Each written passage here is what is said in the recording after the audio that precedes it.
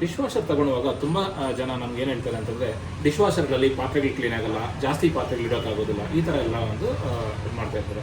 ಆದರೆ ಅದಕ್ಕೆ ವಿರುದ್ಧವಾಗಿ ಡಿಶ್ ವಾಷರ್ನಲ್ಲಿ ಎಷ್ಟು ನೀಟಾಗಿ ಪಾತ್ರೆ ಕ್ಲೀನ್ ಆಗುತ್ತೆ ಅಂತ ನಾನಿವತ್ತು ತೋರಿಸ್ಕೊಡ್ತೀನಿ. ನೋಡಿ, ನಾನು ಯೂಸ್ ಮಾಡ್ತಾ ಇರೋದು Bosch latest series dish washer. ಇದರಲ್ಲಿ 1 ಗಂಟೆ 40 ನಿಮಿಷದಲ್ಲಿ ನಾನು ಪಾತ್ರೆಯನ್ನು ಆಲ್ರೆಡಿ ತೊಳೆದಿದ್ದೀನಿ. ಬನ್ನಿ ನೋಡೋಣ ಇದು ರಿಸಲ್ಟ್ಸ್ ಹೇಗಿದೆ ಅಂತ.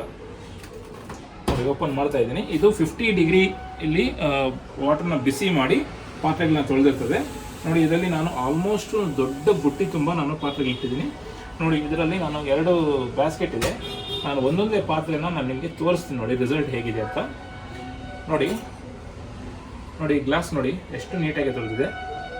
ಓಕೆ, ನೀವು ಯಾವುದೇ ಪಾತ್ರೆಗಳಾಗಲಿ ಸೈನ್ಸಲ್ಲಿ ತುಂಬ ಒಂದು ಅಡ್ವಾನ್ಸ್ಮೆಂಟ್ ಆಗಿರುತ್ತೆ.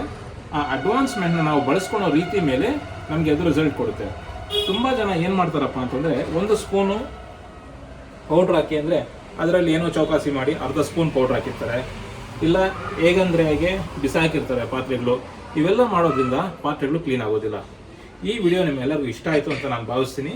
ನೀವು ಕೂಡ ಡಿಶ್ ವಾಷರ್ನ ತಗೋಬೇಕು ಅಂತಿದ್ರೆ ಖಂಡಿತವಾಗ್ಲೂ ಬಾಷ್ ಡಿಶ್ ವಾಷರ್ನ ತಗೊಳ್ಳಿ, ಅದು 100% ರಿಸಲ್ಟ್ ಕೊಡುತ್ತೆ. Thank you. ನೋಡಿ, ಇಷ್ಟೊಂದು ಪಾತ್ರೆಗಳನ್ನು ನಾನು ಇವಾಗ ಡಿಶ್ ವಾಷರ್ಗೆ ತೊಳೆದಿದ್ದೀನಿ. ನೋಡಿದ್ರಲ್ಲ ರಿಸಲ್ಟ್ ಹೇಗಿದೆ ಅಂತ. ತುಂಬ ನೀಟಾಗಿ 2 ಬುಟ್ಟಿ ಪಾತ್ರೆನ ಇದು ತೊಳೆದಿದೆ.